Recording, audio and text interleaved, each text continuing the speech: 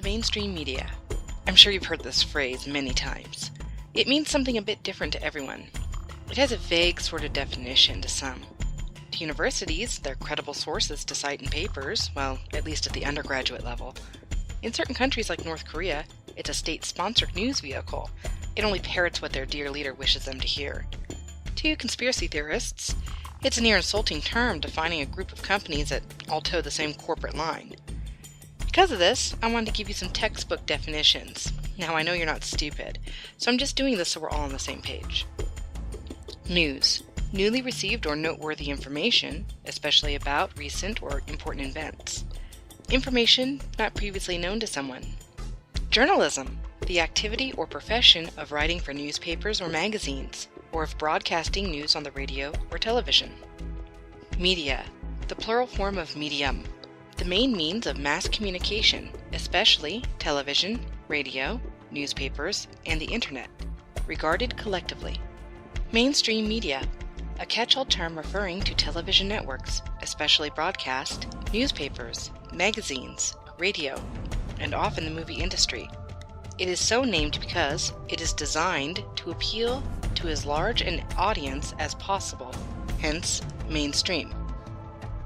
For this video, the mainstream media is a top-grossing outlet or social medium which enables these outlets to broadcast the news. We will not be discussing mainstream media in the forms of popular music, movies, fiction, or other such facets. The mainstream media has had a disturbing history of taking events and sensationalizing them. They have participated in what I only can consider groupthink when a news story hits the reels.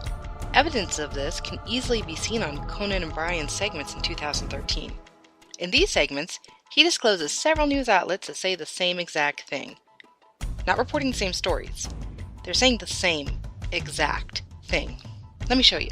In consumer news, economic factors may take some spring out of the Easter Bunny step this year. Economic factors may take some spring out of the Easter Bunny step this year. Economic factors may take some spring out of the Easter Bunny step this year. Economic factors may take some spring out of the Easter Bunny step this year. Economic factors may take some spring out of the Easter Bunny step this year. Economic factors may take some spring out of the Easter Bunny step this year. Economic factors may take some spring out of the Easter Bunny step this year. Economic factors may take some spring out of the Easter Bunny step this year. Economic factors may take some spring out of the Easter Bunny step this year. Economic factors may take some spring out of the Easter Bunny step this year. Economic factors may take some spring out of the Easter Bunny step this year. Economic factors may take some spring out of the Easter Bunny step this year. Economic factors may take some spring out of the Easter Bunny step this year. Yeah.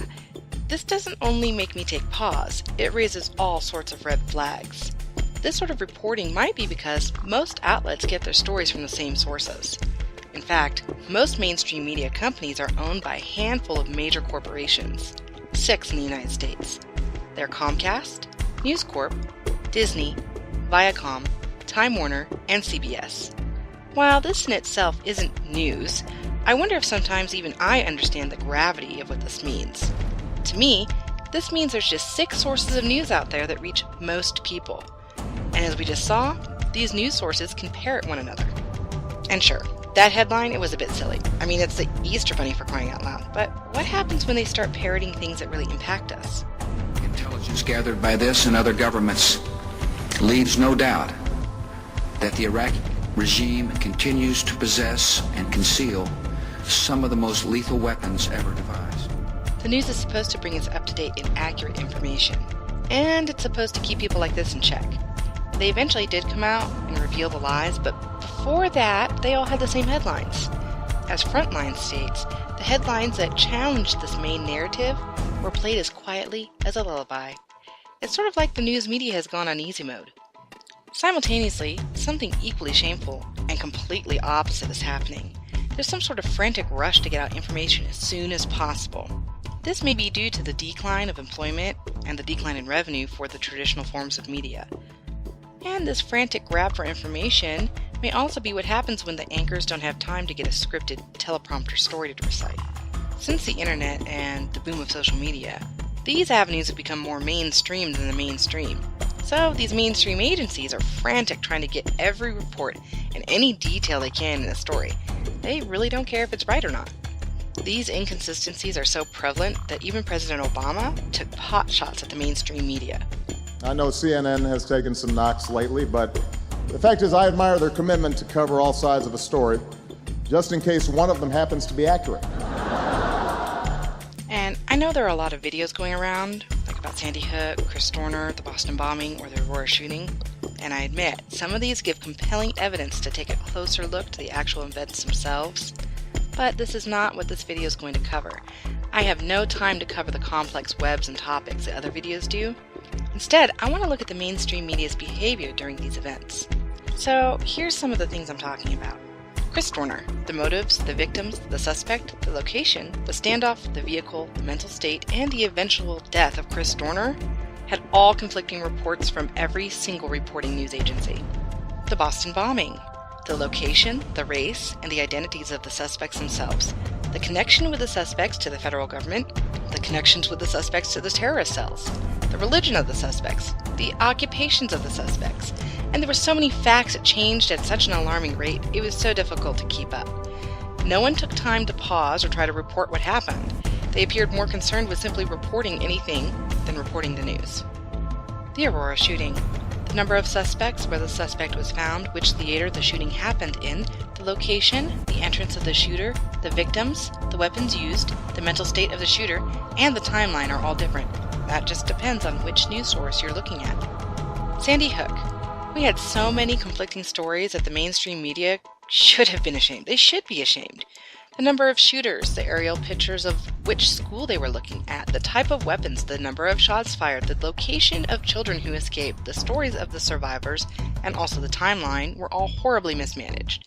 So horribly mismanaged. We still have no clear idea of what really happened that day in December of 2012. So my reason for caution is this. The news we hear on the mainstream media comes from a handful of powerful companies. These companies have been known to parrot one another down to the same exact wording. Secondly, when the mainstream media is in a feeding frenzy, they get their facts wrong. In recent history, I would consider this a trend of erroneous reporting. Like the old adage says, believe only half of what you see and nothing of what you hear. You need to research these stories for yourself. Seek out alternative news sources. And once all the information is in place, you can critically assess the information that you've gathered. Now, I understand this takes time, and it's much easier to eat what's put in front of you.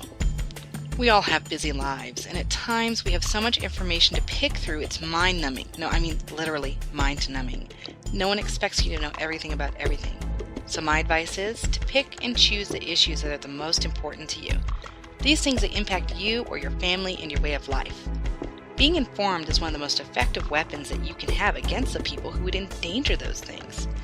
Once you can cut through the things that are simply sensationalism, it gets a lot easier. You begin to see that a missing plane in Malaysia or the latest Justin Bieber criminal charge may not be nearly as important as the mainstream media would like you to believe.